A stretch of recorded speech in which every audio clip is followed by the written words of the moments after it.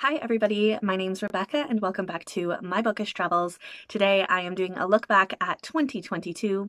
Happy New Year to all of you. I don't know when you're watching this. I'm currently filming it on January 1st. It's the beginning of a new year. It's a great time to kind of look back at the year you had before and reminisce on the good, the bad, and the growth that has taken place and how you've developed. So I thought I would take a few moments to sit with you guys and share some of those with you. So I have three different sections, and although they kind of overlap into each other, I've tried to put them into three separate categories: personal, some of the shows that I went to, as well as some traveling that I did last year.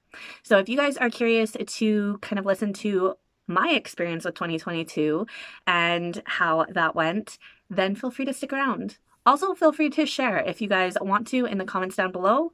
Reminisce about 2022. Safe place, share, and we can converse that way.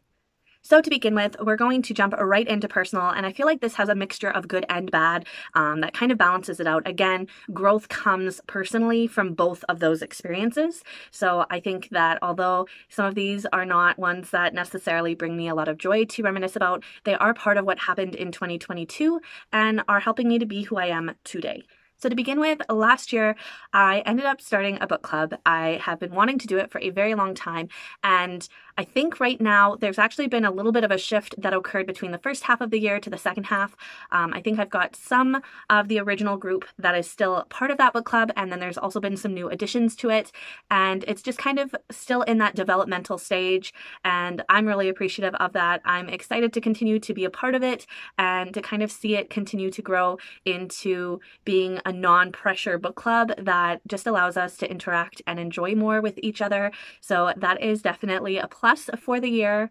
I do have a couple of more sad kind of news. The first is last year I ended up getting COVID, and that was not a pleasant experience. I will say that I basically slept through the entire process of having COVID. My mom had a completely different version of COVID, so both of us tested positive at the same time. Mine I ended up sleeping through and just did not feel well at all. Whereas my mom only had a headache for about 24 hours, and then she had, nothing after that. She had about 24 hours not feeling well, and then she was up and at it. I was out for about a week, I feel like, when I had it. Not fun. So I did end up catching COVID. No clue where I got it, but it happened. And I'm very thankful that my mom and I ended up getting past that and being able to continue on with our life. The next thing that ended up happening, interestingly enough, I was flipping through my agenda from 2022, and there were certain things that popped up that I completely forgot about. This one is not one of them. Previously, I know last year I mentioned that something exciting happened, and that was that I got, well, not last year, but 2021, that I ended up getting a promotion to supervisor at my workplace. And earlier in the year, about mid-year, they basically announced that the position was being made redundant. There was some restructuring taking place in the department that I was in, so they were removing that position. So I'm actually back in my old role where I work. And, I'm glad, in the moment, it's not ever good news, right? When you hear something like that. But I feel like the way that I approached it was, this is a good direction for the business to go in, for the department to go in, for us to continue to grow and develop. So I embraced it as a very positive change, and it ended up being a really positive thing for me. I was very much able to embrace it as being a positive and not a negative. I still had a job at the end of the day, which was, a very crucial thing when you go through a restructuring of sorts. And I'm excited to see where things go from here. I got to kind of take a chance on stepping up and taking on a new role. And, with things changing, it wasn't anything with what I was doing or how I was performing. It was just the company's decision on restructuring to make it work best. And again, another one that honestly was not something that I expected to happen, nor did I want to happen. Our dog Shadow ended up passing away around the end of June. And that was very hard. She ended up, we don't know medically, legitimately, but from what we kind of saw, and we're talking to some in the medical field with regards to what had happened, they feel that she probably had a stroke and basically passed away. It was either a stroke or a brain aneurysm, one of the two. From start to finish, it was less than half an hour from when she first started to not feel well to when she took her last breath and her heart stopped. I'm glad that we were present with her and she wasn't alone. That's the first time we've ever lost a dog naturally. And on one hand, it was good because that was taken out of our control. But on the other hand, it's hard because you're not mentally prepared for it. So that was quite difficult. That actually happened the first night of my holidays. I had booked vacation time and we were traveling with her. And she usually travels really well. She had like a phenomenal day and she was going to stay with my brother and sister. And we were at their place and that's when it kind of happened. It happened about 3 a.m. and very devastating. Especially at the start of the trip. Like it's supposed to be an exciting time, and unfortunately at the start of the trip, just kind of off and on found ourselves like starting to cry a lot thinking about it. And it's hard losing a dog or a pet of any kind. They are family. They live with you. You raise them. You're there for them. They're there for you. You can't call them anything but family. So it was very hard losing her, but I'm so thankful that we had her and that Shadow had that time with us and we had that time with her. And I like to think she lived her best life possible. Talking about that trip that I was on, it was actually an epic road trip for my mom and I because her birthday is about 2 weeks before mine. And I thought, oh, let's start, the holidays for, we'll begin it for your birthday and then we'll finish it around mine because I turned 30 this year. So I wanted to kind of do something big to mark the occasion of turning 30. And we decided to do the road trip. So it kind of was that like weird moment where we started off excited because it was my mom's birthday. And then we transitioned into, being more melancholy from the loss of Shadow. And then we transitioned into my 30th birthday. And I honestly said when I turned 30, I told all of my friends and coworkers, I'm like, this is going to be my year. Like turning 30, I'm not going to be like that old person who is like, oh my goodness, this and that. No, like I'm pretty excited. I'm 30. Some people don't get to hit that age. And just being able to live and experience things and go and do things. And I feel like I actually really accomplished that this year. So, a really great thing that happened this year is I got to go for a motorcycle ride. My cousin took me on the back of his motorbike and oh my goodness, guys, it was amazing. Like I couldn't stop grinning. It was just a phenomenal experience. If you guys love the idea of being in a car with like the roof down, being in a convertible, like think about that multiplied by 1,000 and that is kind of what you could peg a motorcycle. I am very excited about the possibility of being able to go out with him again for a ride and I'm so thankful to have family that are willing to do that for me. I don't think I'd be comfortable driving one, but definitely riding on the back of one is so much fun. Also, my mom and I went back to the theater for the first time since COVID, for live theater and for theater in general. We went and saw Minions, The Rise of Gru, and for the first time back in the theater, it wasn't too bad. Like they've really picked up and brought forth a lot of good things, such as, choosing where you're going to sit so that, there is space between people. And I kind of liked it. It felt like, I don't know, I felt like a very catered person going in and choosing where I wanted to sit and being able to sit away from other people if I wanted and whatnot. So I kind of liked that experience. And obviously it's Minions, so we had to go and see it. We also went and saw Neo Trinidad. It came through my area. I'm not sure about anyone else's, but it is a full replica boat of one of the 3 ships. And that was a very, very cool experience getting to go on the ship and kind of wander around and read the history and whatnot. I really enjoyed doing that with my mom, and it's not something you get to do all the time. So I appreciated that moment. So obviously I went to some shows this past year, and because I went to so many of them, I'm not going to go into a lot of detail. I'm going to just tell you that the live theater I went to was phenomenal. The show choices were amazing. And then for concerts that I went to, well, we'll get to that in a minute. So the first thing I want to mention is we went to this thing for the Festival of India, and this is really interesting because what happens is there's this man that goes around to different, well, he's a doctor, I shouldn't just say man. This doctor goes around to different communities and he holds the Festival of India. And basically it's an educational night where there's information sharing, there are performances, and then there's a traditional meal that is presented just to kind of immerse yourself in the culture of India. And I think it is absolutely brilliant. And I think my mom and I would definitely go again if they did something like this through our community. So for the live theater that they had this year, it was amazing. They did Sister Act, they had the Addams Family, they did Elf, and they again did another radio theater of It's a Wonderful Life. And I really enjoyed getting to go and see these 4 productions, and I ended up just really enjoying getting to have that evening out. I think when we went and saw Sister Act, mask mandates were still in place, so it was that slow transition back into theater productions. But in general, I was so happy that we got tickets to go and see these, and we just had a ton of fun.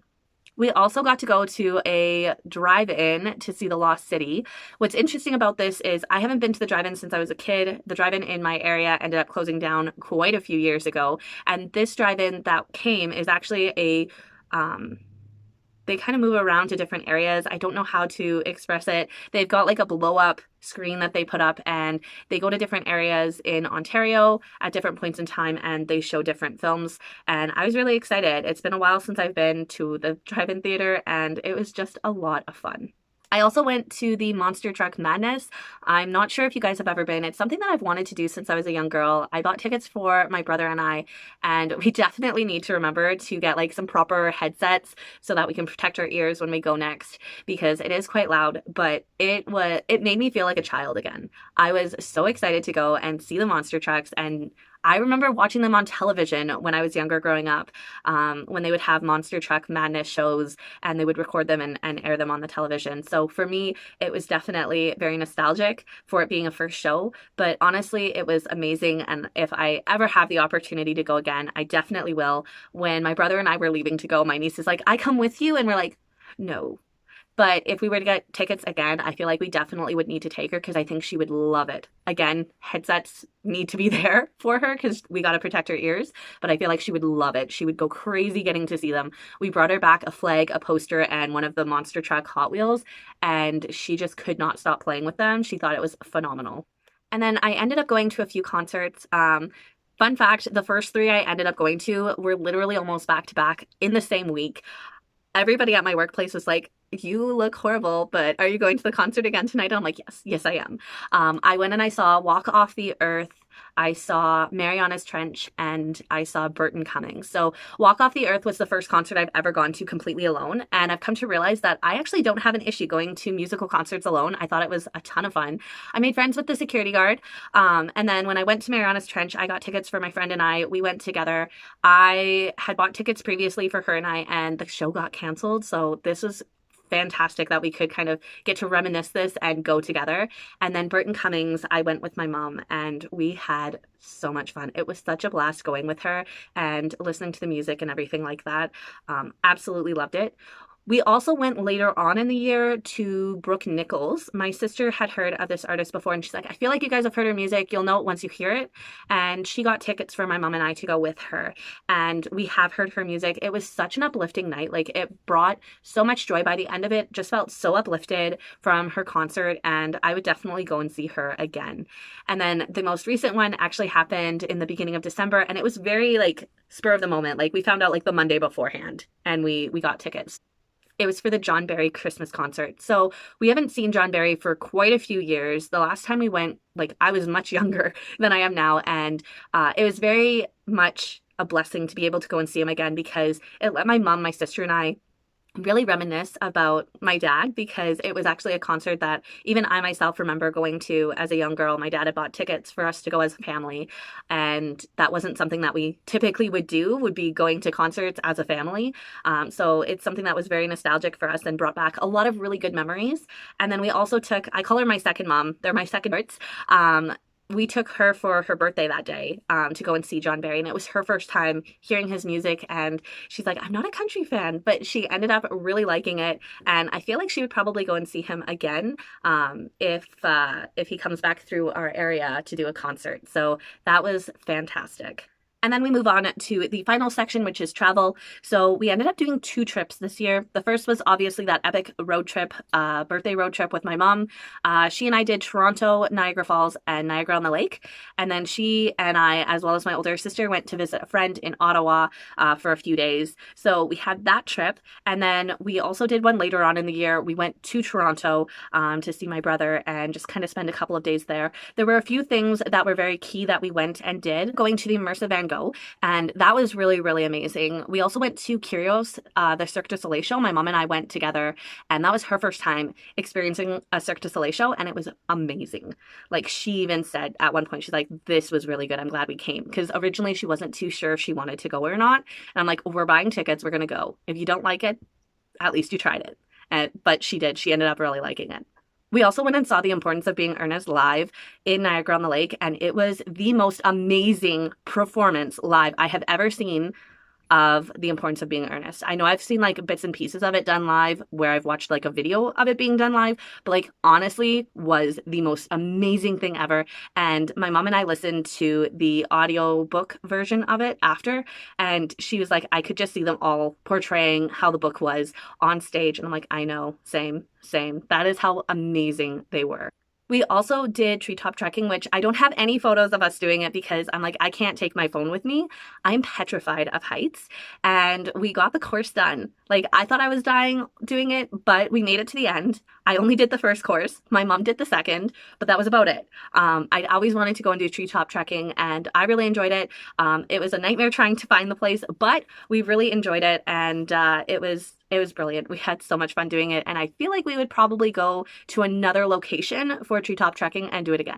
And in Ottawa, we went and saw Imagine Monet, and Monet is my mom's favorite artist, and that was just so peaceful, and I just felt so calm being in that immersive Monet. Like, if you guys have a chance to go to an immersive experience and you're on the fence about it, some are good, some aren't so good, but this one was really, really good. Like, out of all of the immersive ones I've gone to thus far, like, Monet would probably be my top one that I would say you need to go to this. And then in the second trip that we made to Toronto, we went to two separate ones. We went to the immersive King Tut, which we were kind of disappointed about. I expected a lot more with the history and whatnot to be done, but all they kind of focused on was King Tut's journey into the afterlife. And I kind of wanted to hear more about him as a boy, and then when he was Pharaoh, and kind of a bit more about the controversial situation that happened at his death, because I feel like there's some controversy there. But we didn't really get that. We just got the journey into the afterlife, which I was like, okay, interesting, but not what I was fully expecting. After going to other immersive experiences, it just felt very lacking in what there was being done for the show. And then the other thing we did was we went to the Hockey Hall of Fame, which I hadn't been, but my mom had been before, and we had a lot of fun just wandering around there and looking at all of the hockey history, and it was just such an amazing experience. For my mom and I, we definitely enjoyed our travels this year. We try to budget really well, but I will say I did go a little over budget on our trips this year. And I think it's more so because I wanted to, for the birthday one, you only turn 30 once. So I think we did end up overspending slightly on that trip, but in general, we're pretty good for staying on budget when we're traveling. So it makes it that we're able to go and see these shows, or be able to budget in to be able to stop at certain places and be able to go in and view. Also, walking around and just looking at the areas that we were traveling to is fantastic. We have so much fun doing that. And really and truly, although people may think that walking around places might be overrated, you find so much more to do. And you also get to see a lot of these off the beaten path things that you don't necessarily expect to be there in tourist areas or non-tourist areas. And I feel like we had some amazing experiences while we were away.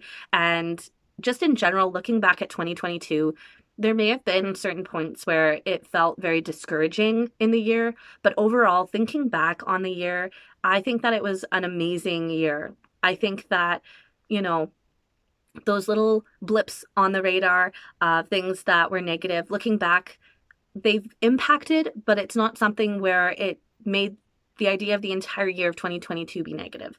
So I think that's a good point to look at. And I love kind of giving this look back at the year and being like, was it as bad as I thought it was? Or am I just like remembering certain things and I'm giving more precedence to it than I thought? And for me, I feel like when looking at the positives over the negatives, there are so many things that I was blessed in being able to take part in or be able to go and do or see. And I feel like 2022 is definitely a year that I lived, and I got to make a lot of memories with family and loved ones. Even looking back over the Christmas holiday, my older sister and older brother were able to make it home for Christmas, which Typically, the last little bit, it's just been my mom and I at home. We haven't really had family over on Christmas. It's just been the two of us. So it was nice being able to have some extra people at home, getting to spend time with them. I ended up actually the week before Christmas getting really sick and I got laryngitis. So I spent the few days of Christmas not being able to really talk at all. My brother laughed because he said I sounded like Mickey Mouse. So he's Goofy, I'm Mickey Mouse. Just saying, that is how it's falling because I sounded like a non-adorable chipmunk during that time. And we did have like a massive snowfall that occurred over the Christmas holiday. So getting to have family home during that time to help shovel was fantastic as well. It meant it wasn't just my mom and I. But overall, looking back at 2022, I think that, I always say I want to live with no regrets and I want to make experiences and I want to view things more in a positive light. And I feel like in 2022, that definitely happened. I think I took time to go and do things more so than I normally would. I jokingly say that my 20s were for sleeping and my 30s, I'm going to live them. But I feel like 2022 was a really good year. And although there were certain things that occurred that could be discouraging or viewed in a negative light, I think overall, if those didn't happen, it would have been a completely different year and might have even had a different outcome for how I'm looking at it. But for me in general, I think 2022 was a good year. I think that it was a year of a lot of positives and a lot of growth and change and acceptance. And I'm excited to see where 2023 goes.